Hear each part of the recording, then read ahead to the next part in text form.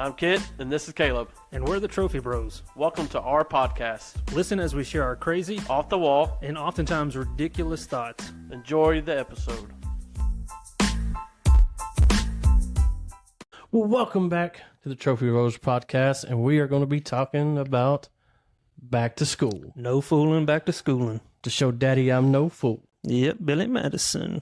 Greatest back to school movie of all time. Absolutely, absolutely. So, man, so what's the first thing that kind of pops back to when, I guess, your fondest school memory? Fondest school memory.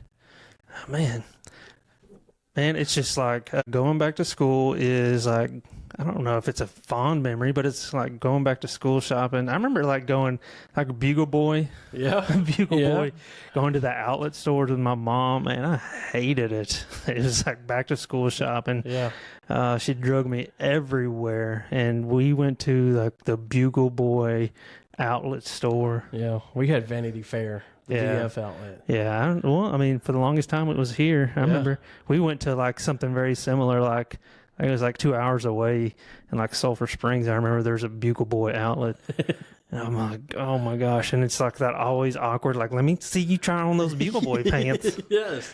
Always an awkward thing. So my grandmother took us back to school shopping all the time. And it was just always an awkward, like, I could cinch those up for you if they're a little too big. You know? Oh man, I had the Husky. Got to get the Husky Bugle Boys. Yeah. So, yeah. But no, man, I loved, I loved school. Like, I had fun with it. I mean, I know you hear a lot of people like, oh, I would never go back. Man, I think I would if I could. Yeah. I had so much fun. So, what year did you graduate? And I was a 1999 Hallsville Bobcats. Hallsville Bobcats, number one. Okay. That was our little thing. Every time we were like at the football game and we were like we were down, we were like, Hallsville Bobcats, we're number one. And you were down? Like, you're yelling, you're number one? We're number one. Well, we're losing? Yeah. We're good. Like that would always get our guys back amped up. Like basketball game. Yeah. Hallsville Bobcats number one. Okay. Yeah. But like our senior year's like slogan was like, we're going to party like it's 1999, the Prince theme. Yeah. I love a good old Prince theme song. Yeah, man. That's the way it I mean, was. it fit perfect. Yeah. So, He wrote it just for us, sounds like it. like 20 years before. Before. Sounds like, I mean, he must have predicted the future just for that moment. Yeah. But no, I was a 06 kid. So graduated right here in Middle Wells High School. Yeah. Go Rams. Go Rams. And so I don't remember our class slogan whatsoever. Oh, ours was easy to remember. Yeah. And so, but no, like I said, I had fun. So, but yeah. So did y'all have like a crazy, like I remember you talking about you had like the bleacher creatures. Yeah. Oh, yeah. So it started sophomore year maybe or something like that.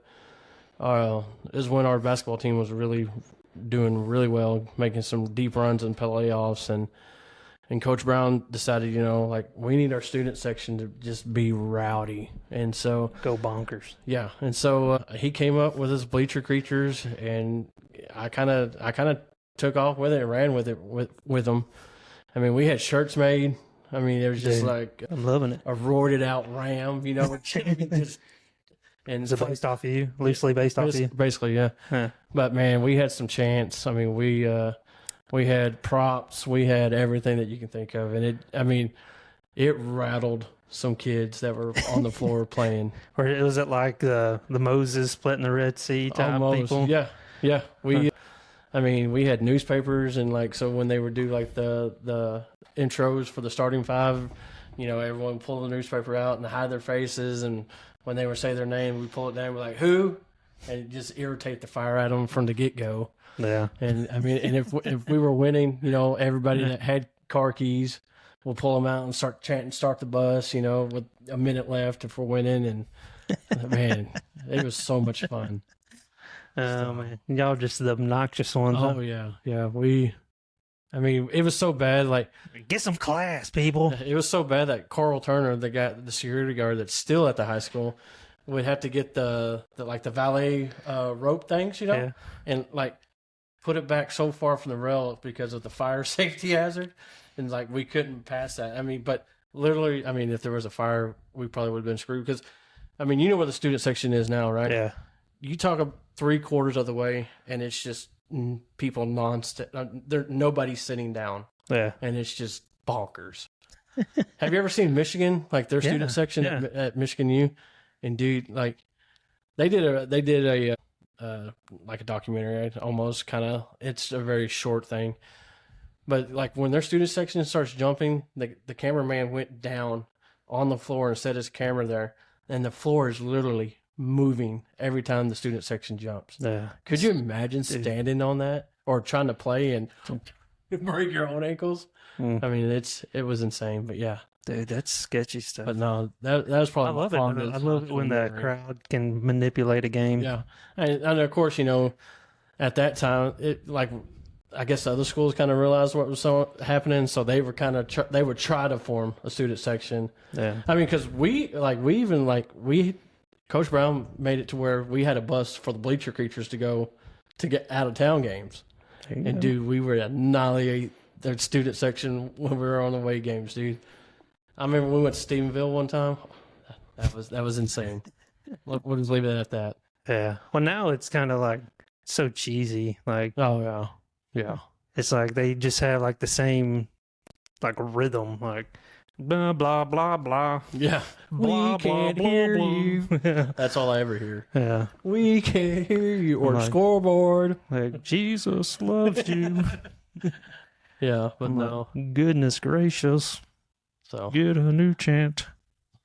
So did you ever have that like favorite back to school like outfit? That one year you're like, look at me, I'm so fly.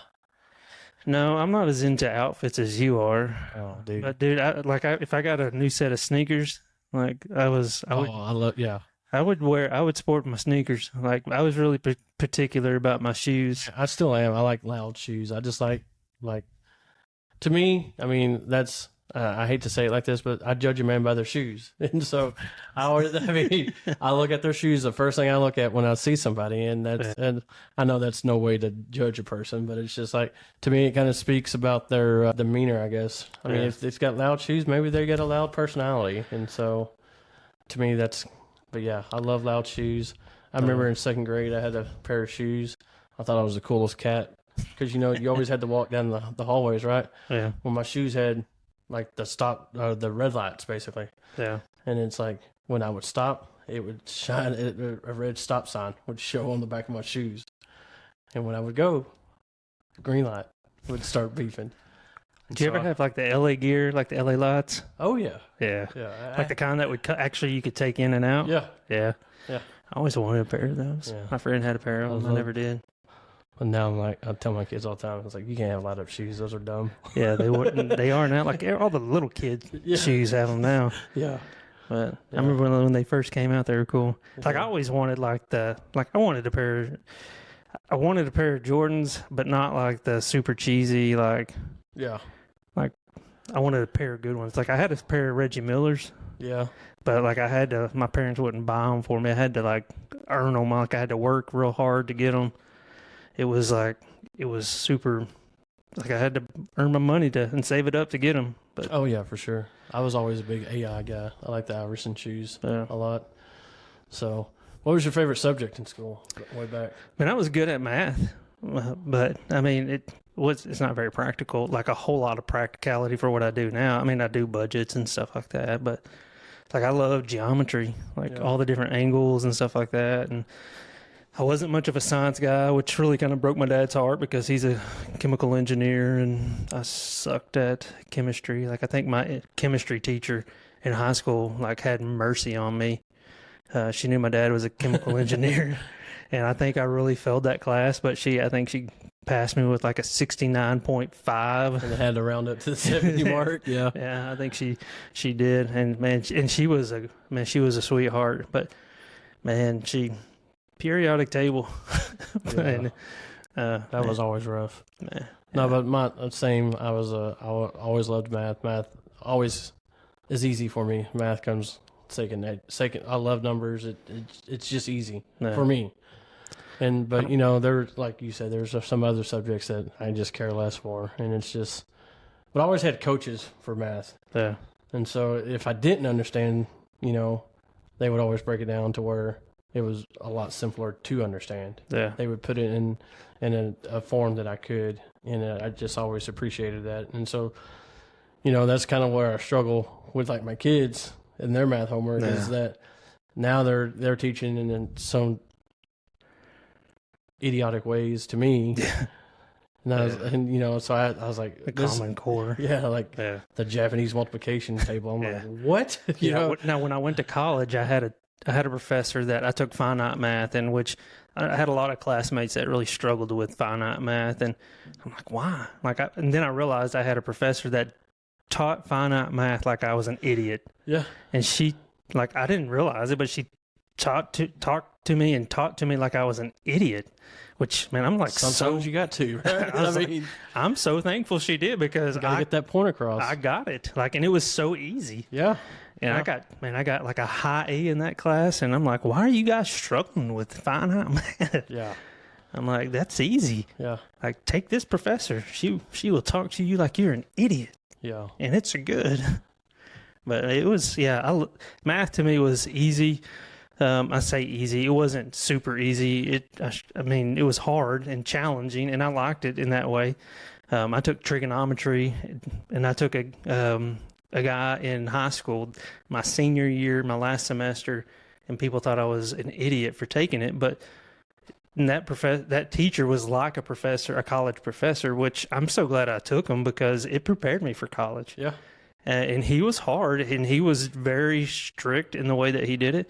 But man, he really, truly prepared me for my college career, and how to actually have a professor in college. Yeah. So, but yeah, I remember like English and history. English was probably my second favorite, I guess you could say, if it was a favorite.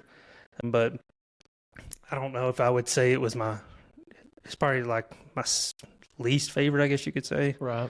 But as I've gotten older, I like English. Man, I kind of have to, because I read a lot and do all that kind of stuff. Yeah. I'm just now kind of getting to that point where I like to read on a regular basis. English and history are kind of the things that are kind of required of my, my job. Yeah. A big thing about that. Yeah. So I know, from when we went, I mean, you're older than I am, but yeah, rub that in.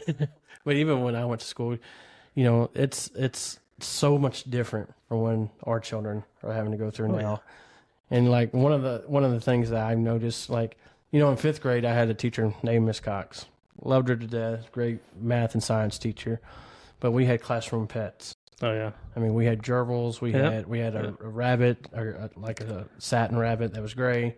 We had a hedgehog. She had classroom pets.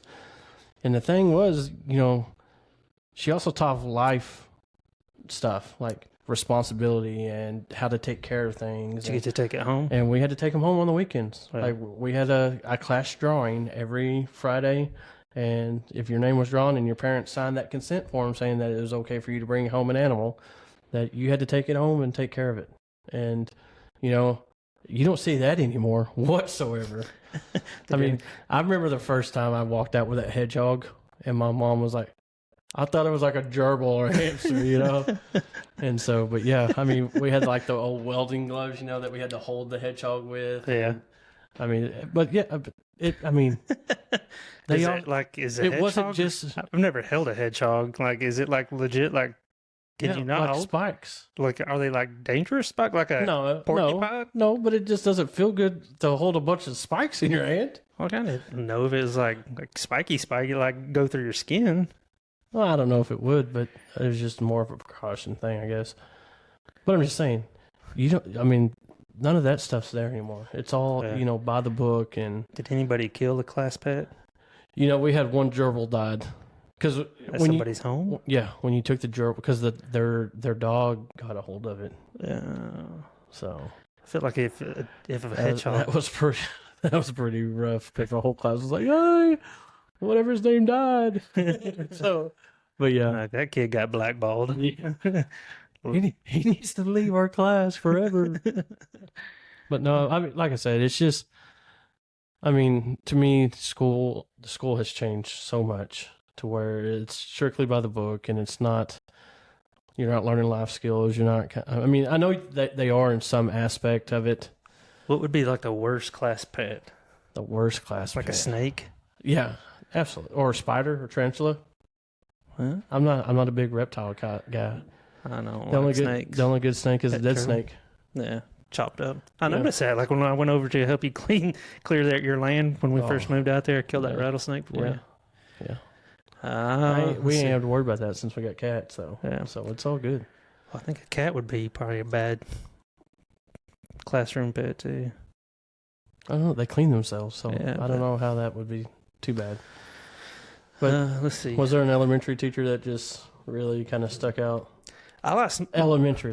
Elementary. We're going to break it up between elementary and like junior high and high is school. fourth grade considered elementary? That is here. Okay. I mean, I had a all the way fourth. up to sixth grade here is elementary. So. Well, my first grade teacher I liked, but you liked? I liked. Well, I liked her. but I liked her a lot. I mean, she was a Stroud. I liked her a lot. She reminded me of my nanny. But Miss Rodriguez, my fourth grade teacher, I liked her because I think it was every Friday we had, like, if you were good and you had good, like, it's like they do red marks and green and all that kind of. If you were good, like, she was kind of a heavy lady. yeah. But if They're you're always the best ones, though, man. I'm Yeah. telling you. if you were good, she treated you right. Yeah. Like, she got you like little Debbie's. Like we had a party. You got good Kool-Aid. You got like a plate full of little Debbie's. Like it wasn't just one or two. It was like all Those kinds of fudge little rounds, Debbie. huh? Little Debbie's. What was your favorite little Debbie back Like you got Star Crunches. Star you Crunch, got huh? fudge rounds. You got zebra cakes. I mean, you got Just a Christmas platter, trees. huh? Yes, it was everything. But if you got in trouble, you got sitting down the hall to another class. You didn't get to participate in the party? in the party, Man, and that's rough. you missed out on the Kool-Aid, the cheese balls, and little Debbie's galore. That's pretty sweet. So, Miss Rodriguez, if you're listening, which I doubt you are, shout out, Yeah. little Debbie. No, I had Miss Cromines. I really looked up to her. I liked all my teachers. That was- I'm just going to say that. That was my first grade teacher. And that's when, I've said a couple of podcasts now that, we were in a terrible car accident in 94, and that's when I was in first grade. And she just really kind of walked me through that whole trauma in that time of my life. And so I just can't thank her enough for that. But, I mean, like you, I've never had a really big problem with any of my teachers. They've all been some form or fashion inspiration, and it's, yeah. So, but there's got to be a high school coach, teacher, or somebody that stuck out to you. Are we going straight to high school or junior high? Oh, we can do junior high. Sorry. Jesus. Do you have a junior high? I do. Go for And it. he's still around, and I talk to him on a regular basis. That's Kyle Coker, Coach Coker. Oh, yeah? Yeah, and it's funny now is that like his daughter and my daughter are best friends, and so, but no, I looked up to him, man. He just he really poured into me as a athlete, and he wanted me to be better every single day I left the field. And, that just struck a chord with me. And, I think that's kind of what propelled me to be before I got sidelined with my back injury. But, just him pushing me so hard and, and seeing that in me when at times I didn't, And so, yeah, Coach Coker, absolutely. Yeah. Junior Do you have one that's not a coach, though? high. That's not a coach. Yeah. I know it's still, it's, I would have to say Miss Forehand. She was my choir director, and she just, like you couldn't have a bad attitude in her class. Like if something was wrong, you had to check it at the door, and You had to sing it out? and yeah, basically. But she made you check yourself and keep yourself in check, and so Sing a song about it? yeah, sing a song, do re mi. Mm. But yeah, I had a coach, too. Like, Coach Turner was my football coach in junior high. That was... Like, he went to church with me, too, and so I loved him. He had a phenomenal singing voice, but I guess he's like my coach and choir guy. There you go, boom. All in one. All in one. But no, man, he was a hoot. I remember like he was one of those guys taught you the ultimate tuck. Like Yeah. he'd teach you how to tuck your shirt into your underwear. That way, if you ever had an accident and didn't ruin your underwear, it just pooped in your shirt, you could always take your shirt off. Oh man, he was one of those guys who was just so full. He was so energetic, so full of energy. I mean, and great Christian guy. I loved him to death. Oh man, he's just a hoot. I loved him. I mean, golly, man. And I love the fact that he just poured into all of his athletes, all of his students, and man, it was he not only his students and athletes, he poured into his other coaches as well. Yeah. And it was just so infectious. But I did have a math teacher. It was like in junior high, you're learning pre-algebra and stuff like that. Miss Northcutt, and she was the kind that was like people hated her just because she was so hard nosed. And I guess I like those kind of people who like push you so hard that they get the best out of you, and that's what I appreciated. And it's like at the moment you're like, gosh, I really can't stand this teacher. Yeah. But now looking back, I got a couple of those too. Yeah, and even then, I appreciated her then though too, because I didn't go to church with her then, but I knew she was a believer, and my parents knew her somewhat too. But I appreciated the discipline that she forced me to have. Yeah. And I don't know. To me, that's something that I've always appreciated and always needed and always wanted. Because I knew that I don't know. I feel like I'm a driven person in some regards. Yeah. Was that your high school or junior high? That was in junior high. Oh, okay. Well, high school. We'll move on to that one. I mean, I got two, and they're both coaches, and they were both teachers at the same time, and it's just. And I've talked about them numerous times. And it's Pat Brown and Chris Simmons. When I got sidelined with my scoliosis and all the rest of the football coaches were ready to kick me out. They kind of took me in and kept me around and just took me under their wings and kind of taught me the game of basketball the way it should be taught and played. And I still, I coach my kids the same way I'd seen them coach numerous athletes. And I mean, I credit a lot to my lifestyle now to them too. Yeah. And it's, Coach Brown was a firm believer. If you're going to do something, do it right, and don't halfway do it. I mean, do it to the fullest of your abilities. And that's just how I try to look at everything in life as well. And it's just, like I said, I mean, they poured in to all of us, not just, like they didn't have favorites or anything like that. I mean, and I've said this numerous times that our basketball team, even with our JV, it's split up between your freshman, JV, and varsity. But even like with our JV and varsity, like we were a family. Yeah. I mean, we did everything together after football games, basketball games. We all went out to the Joneses, and we were there for the entire weekend together, just building that camaraderie and brotherhood. Yeah, and like I said, I've said this 100 times already today. Is like, I could still call some of those guys today, and and it's like we've never missed a beat, and it's because of those two guys instilling that into us, and so I mean, when I make friends, we're friends for life. Yeah, they're your boy, they're your friend, they're your boyfriends. Well, yeah.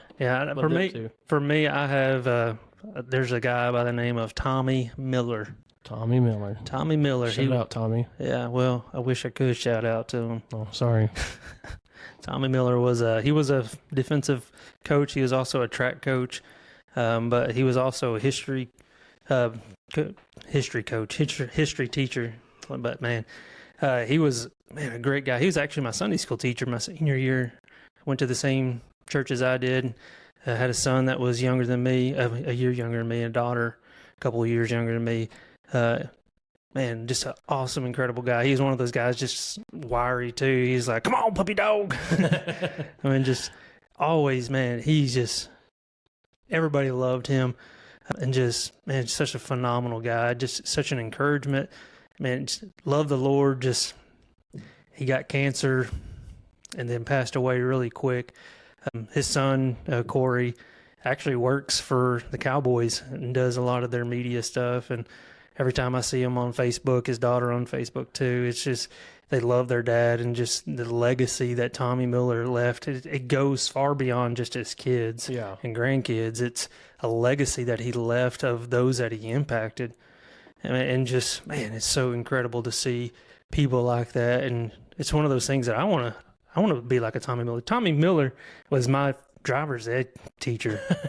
So you want to teach driver's ed? Well, I mean, I will. Yeah. No, I don't want to drive. No, I don't even want to teach my daughter driver's ed. Yeah. But no, I remember riding in the car with Tommy, and I had a girl that was in my car too, and me and Tommy were just like petrified with this girl driving the car. I remember we were driving through a neighborhood. A cat walks out in the driveway, and this girl was so sketchy.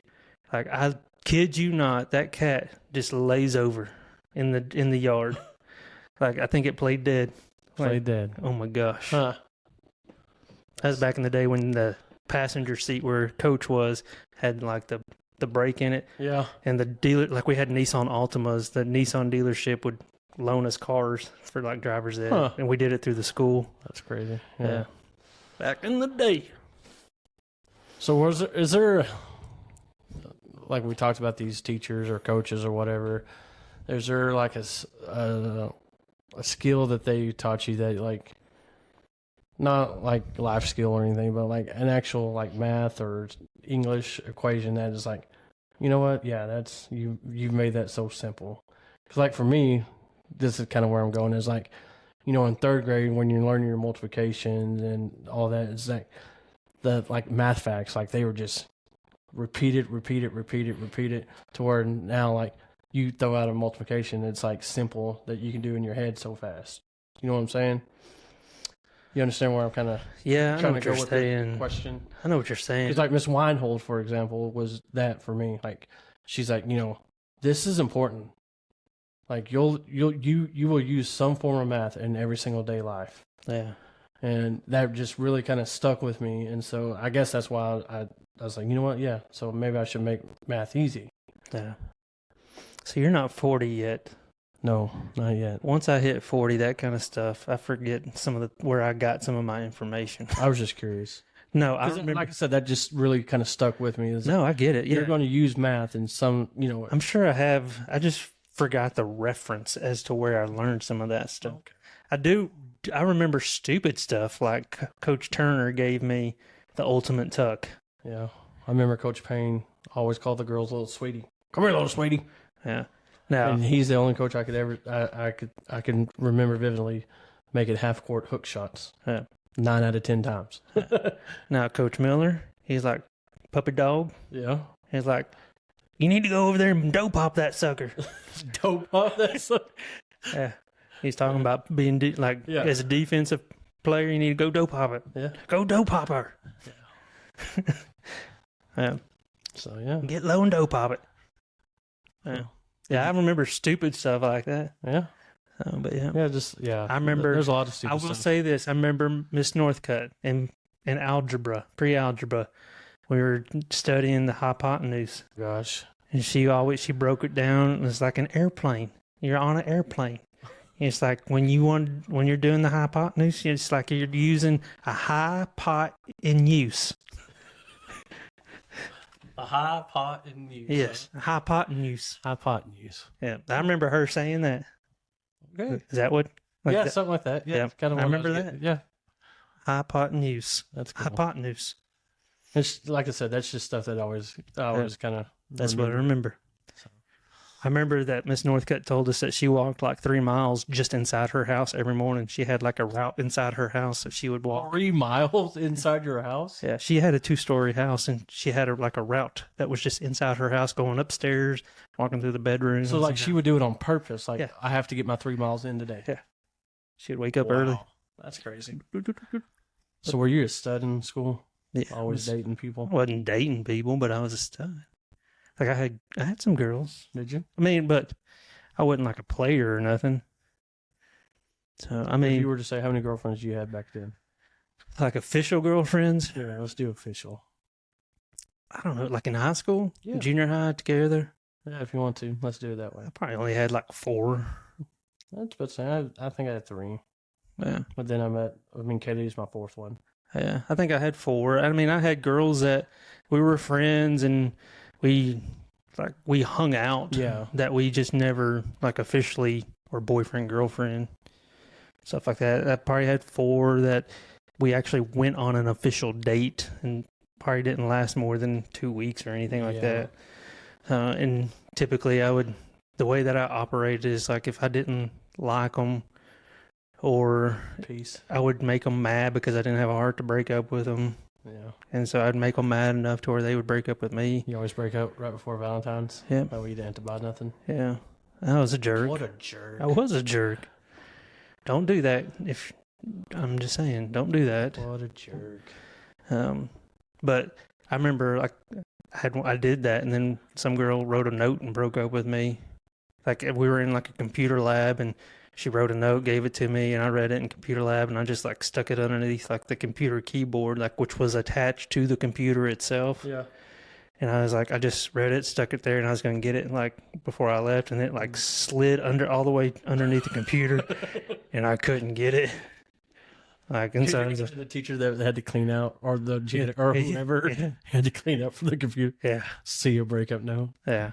I had a couple of girls. I remember I had one girl that wrote like that had a crush on me that like I had zero interest. Like she was in my choir class, and I remember like it was like right before Christmas or Thanksgiving break, and she came up and gave me this note like as we were leaving out of the class the last day before Thanksgiving or Christmas break, and it was like the last class of the day, and she gave it to me as I was walking out, and then she just left.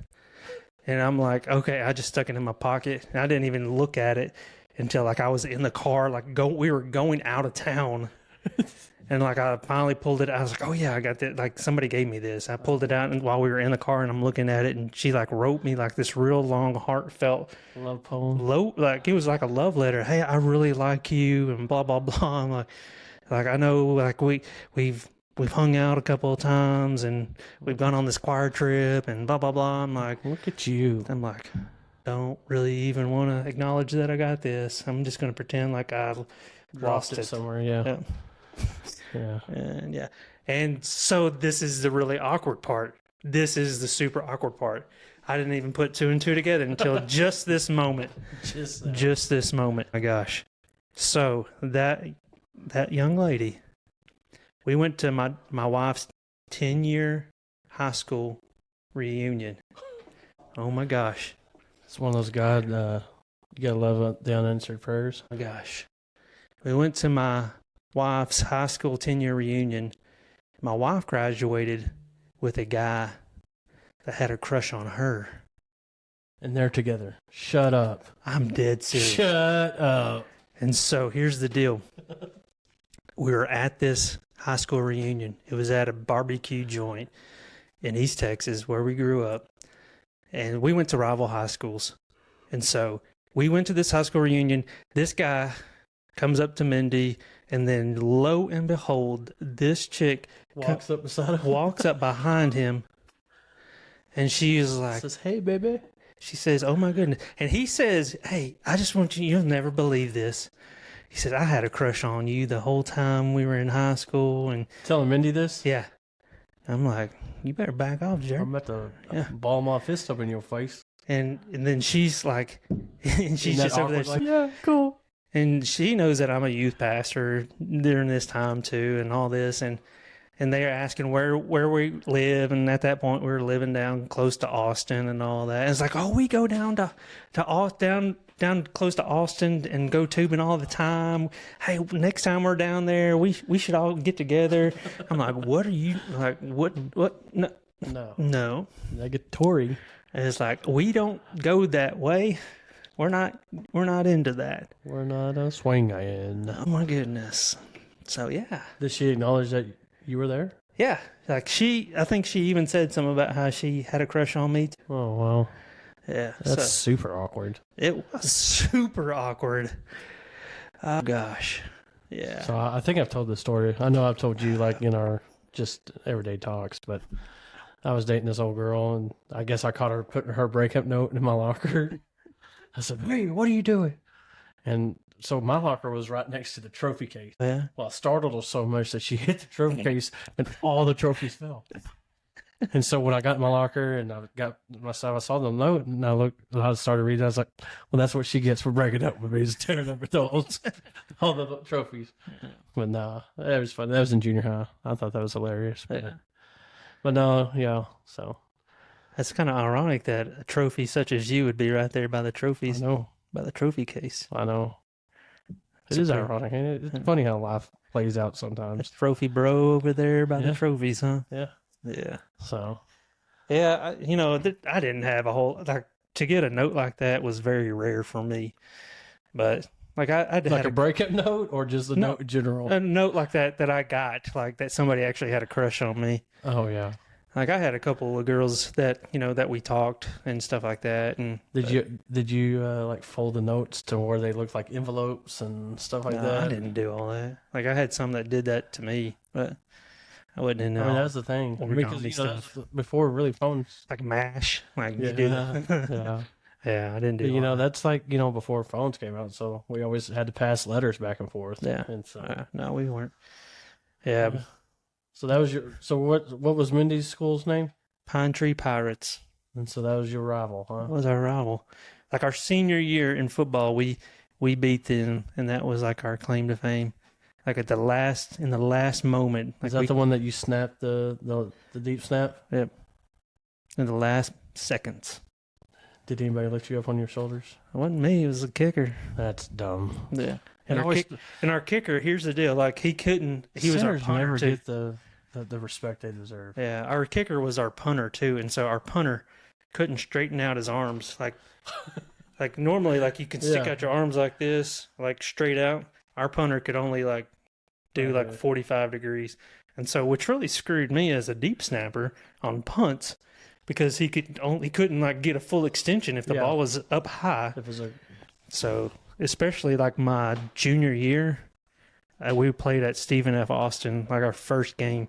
We were backed up to the end zone, and I had a high snap, and it went over his head. It wasn't like crazy high, but it went over his head. And I feel like if he could have extended his arms all the way, he could have been able to catch it. right. But it went over his head and out of the back of the end zone. And who gets the blame? Not the The guy that can't straighten his arms. yeah, not the guy who can't straighten his arms. The guy who could straighten his arms all the way and did it too much and went over the punter's head. Yeah.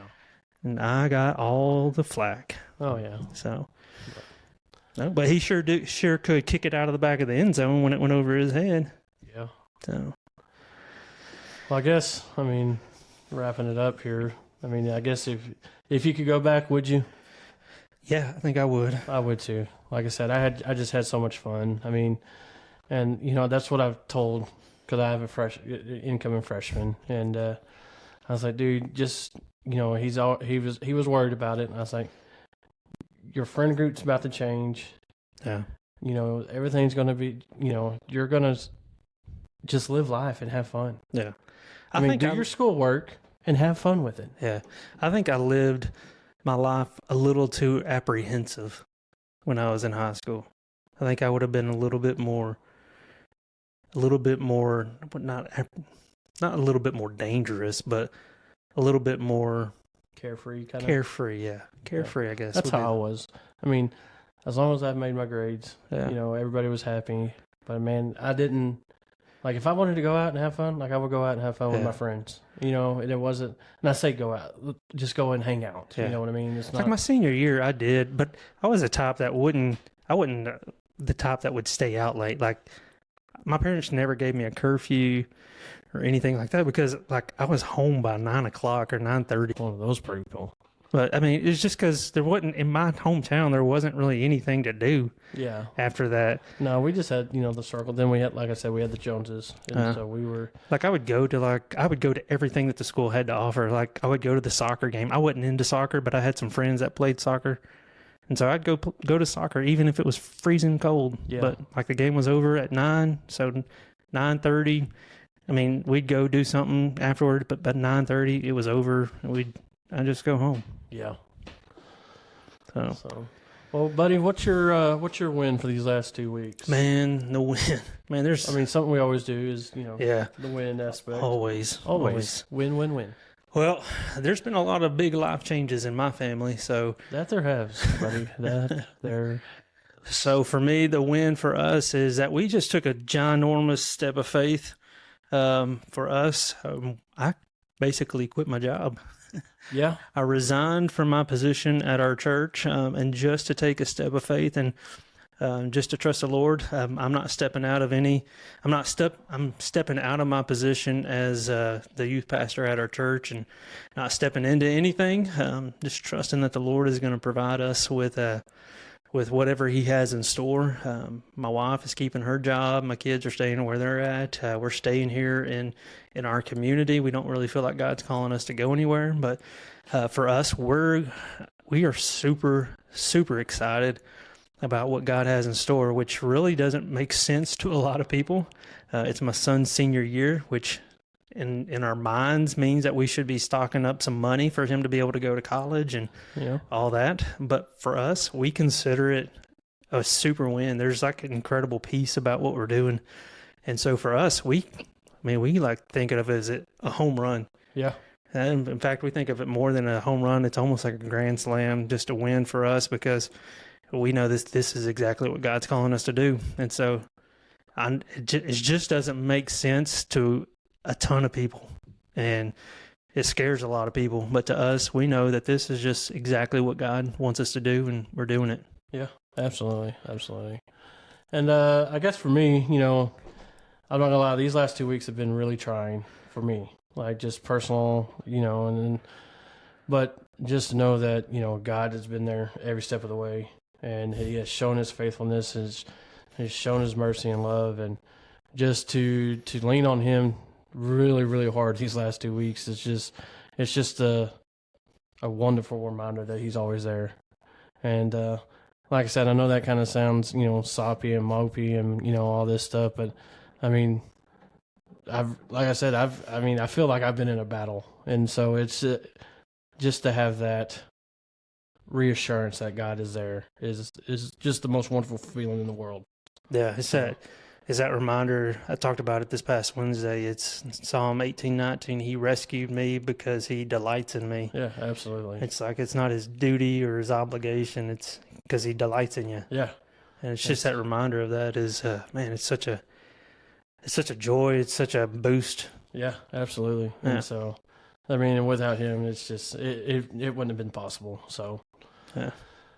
But yeah, man, that's all I got for today. I mean, like I said, we could sit here for hours and probably talk about school memories and all that, but yeah. So I can't do a back to school thing and not. I know we quoted Billy Madison, but my favorite quote of Billy Madison. I mean, and you kind of alluded to it. Where were we when we were at? You had all of those ladies eating out of your hand. Where was that?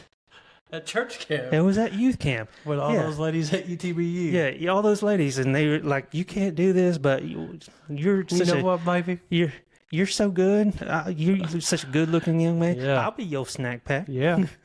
I'll be your snack pack. Hey, it works in my advantage, baby. You can't. I let it be my snack pack. I'll be your snack pack. I loved it. All right, well, until next time, we'll check you out. I'm Caleb, this is Kit, and we're the Trophy Bros. Enjoy your school days.